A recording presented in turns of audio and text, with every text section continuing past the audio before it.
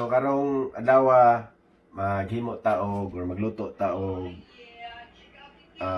Imelda fish or catfish, itawag sa catfish sa English, or hito sa ato magluto tag nilarang hito or Imelda fish karon. So mao ni siya ang itsura. Actually akong luto nun ta kay pagi niya, wala may pagi diri. So kanira man ako nakit-an, so kanina to lutoon.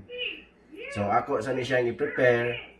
Ya, pakitaan ta mo sa mga ingredients nga akong ibutang ani nga putahe. Okay? So by the way, kani nga pulutan, paborito kani sa mga Bisaya.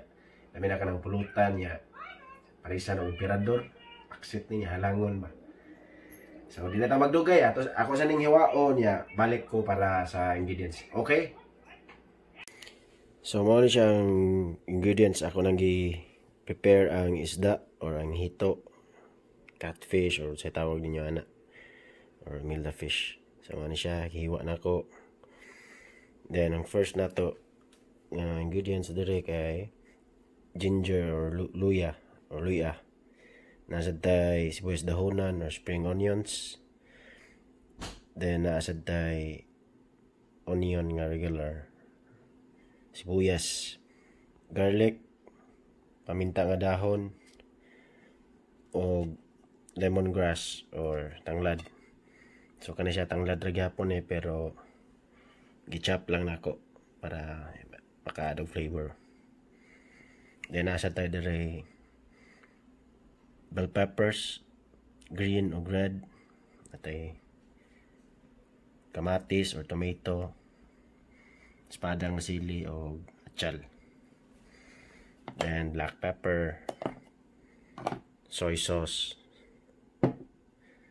vinegar, suka, o kaning salted black peas or tausi, tawag man guro ani. Nga gamay kay nga bitsin.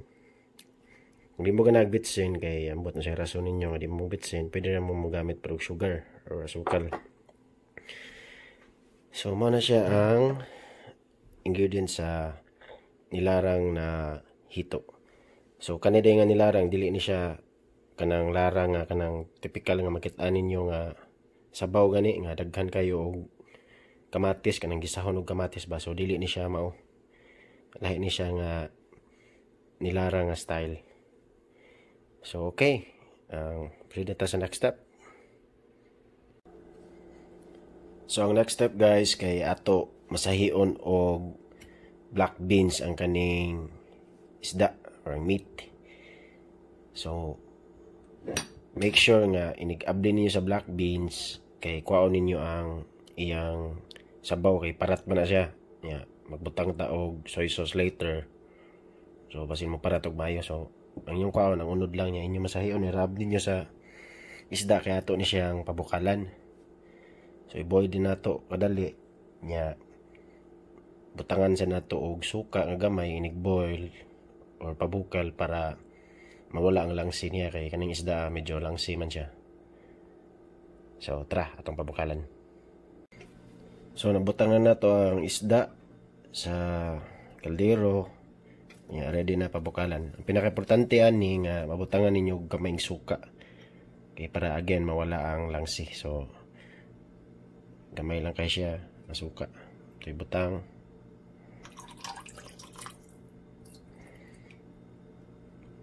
Then sugod na nato pabukal.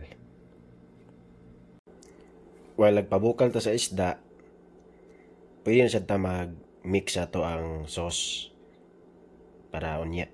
So basically ang kani kay suka ra ni siya og toyo, vinegar and soy sauce nya gibutang na sa nako diri ang paminta nga dahon para ma-appeal na siya dihag ka marinate. So again, depende man na agad sa inyong taste kung ganahan mo parat or aslom. So depende ra ninyo kamulay bana-bana kung unsa kadaghan na ang toyo or unsa kadaghan na ang suka. So tilaway lang based sa inyong panlasa. So nabukalan na nato ang isda. So by the way kung magpabukal mo, i-make sure nga dili niyo dugag pabukal kay basin mabungkag ang isda or ma-overcook ba, malata, mabungkag, o madugmok. So kanang sakto lang igo lang siya kuan ba maluto. So ang next natong buhaton karon kay ito ni siyang i-drain niya atong i-soak sa katong suka og toyo nga atong gi-mix kay kaniha. So na-drain na nato. Ang next is ato lang ni siyang mix. Ato ni siyang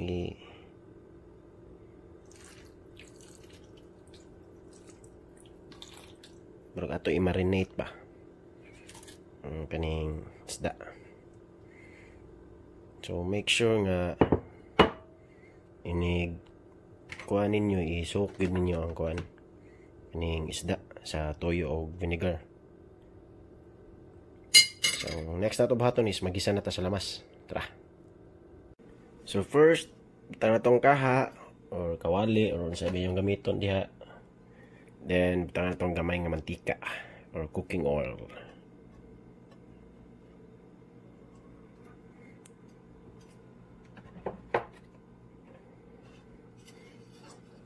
Yan, spread lang nato ang mantika sa kaha. Ginawato na to nga mainit. Pag init na sa kaha, butangan na to ang ahos or garlic. Yan, siyang isahon. Ang tod mo, medyo mo brown na siya ba.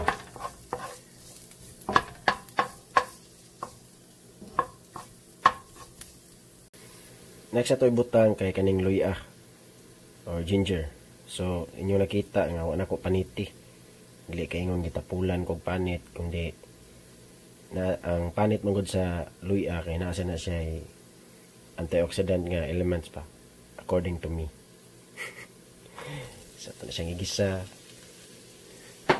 So ang technique lagi dani guys kay gano ninyo ang luya para mawala ang langsi sa isda ba. Bisan pag ato na to siya gipapakalag suka, makadungag gihapon ni siya sa pagpawala sa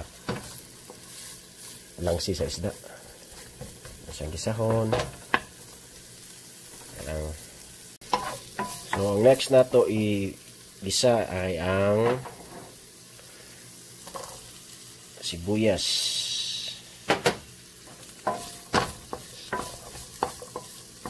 Gisa lang pa diha. Yeah, pwede sa dato isunod dito ang spring onions or sibuyas dahonan. Kani siya ang lawas rin sa sibuyas dahonan ang akong apil og gisa. Ang katong dahon unya na to. Pauliran to siya para rak pa. Okay. Now isunod na sa dato ang tangad or lemongrass. So again, ang katong para sa green onions, ang lawas to siya sa tangad o sa lemongrass kung giwa-hiwa nga giapil lang pud nako gisa kay para pa add sa flavor pa. Padayon lang ta gisa. So while gisa ta na ato na sad siya butangan og black pepper. Gamay lang para dili ma overpower. Ako ning na-discover nga kung magbutang og black pepper while nagisa is mas mo absorb ang iyang lasa ba.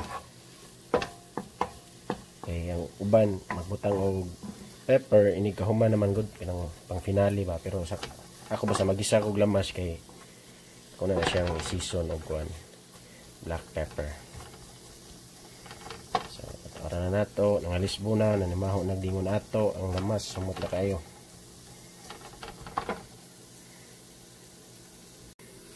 Now, kung medyo maluto-luto na ang lamas, gisa na, butang na rin nato ang kamatis. Padayon lang og gisa. Make sure nga ang iyong kayo dili kanang sobra ka kusuga nga mulupad ang kaha kay basin masunog ang lamas ba. So hinamang sunog madaot ang flavor. GG kung sa duta pa. So padayon lang ta na mix.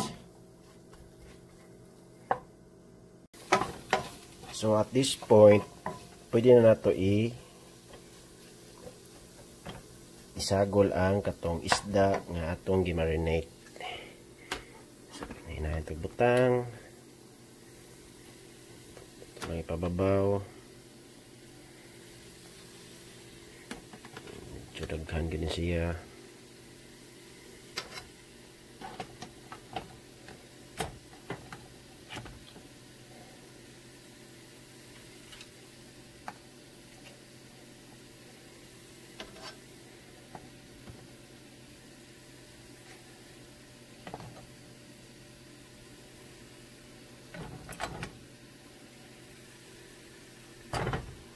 So, muna siya. Ito lang na siyang ipababaw sa lamas. Since luto namin siya guys, ito lang na siyang lutuon sa sauce for like 2 minutes. So, itong isago lang sauce. Yan. Siyang lutuon ana. Yan. Tabunan na to siya for 2 minutes. Balik ko na to. So, 2 minutes na ang niagi. Wala na siya itsura. So, ito ang nilarang. So, ang atong buhat nun ron, kaya ito ilunod ang tanglad na dahon. And then, tutangan na ito og tubig para medyo na isabaw ba. Actually, na siya isabaw, pero para gamit man ginang maghigop tag sabaw ba. Tangan na itong kamay sabaw. Bukalon lang nato. Bukal, i-add na nato ang itong mga sili, espada, o bell peppers, o katong sibuyas dahonan. Okay, balik ko nato niya. So, bukal na siya.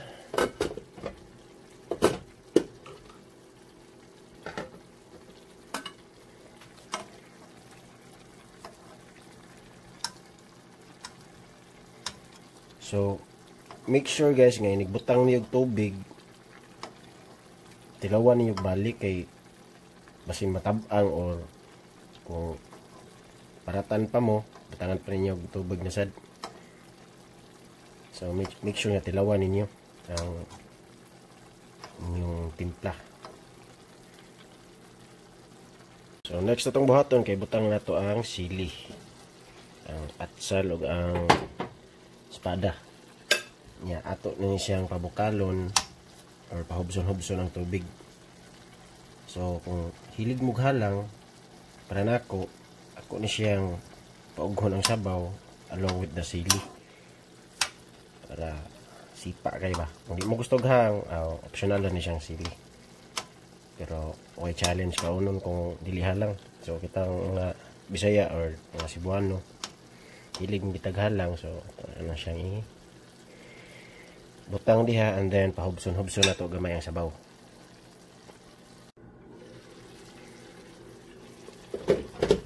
Karon nga medyo ni hubas-hubas na siya, butang na to ang bell pepper nga green o red.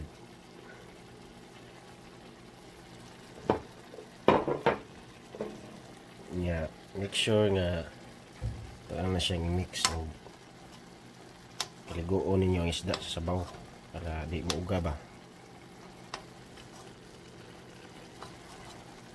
siya.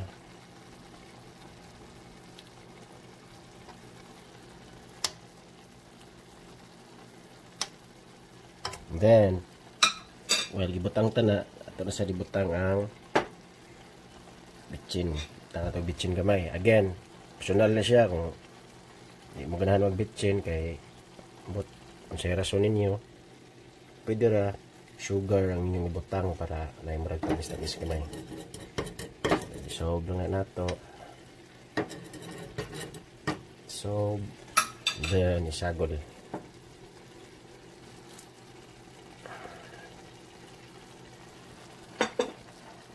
Finally, ang ato ang green onions para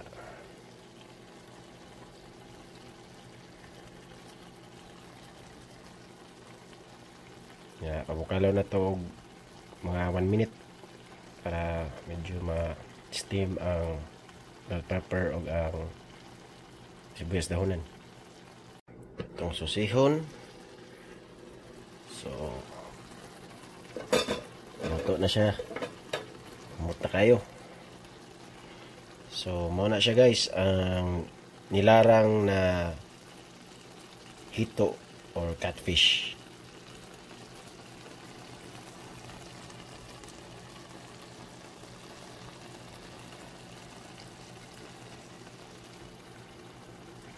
So mo to siya guys. So I hope nga naamoy nakatunan na nga video niya.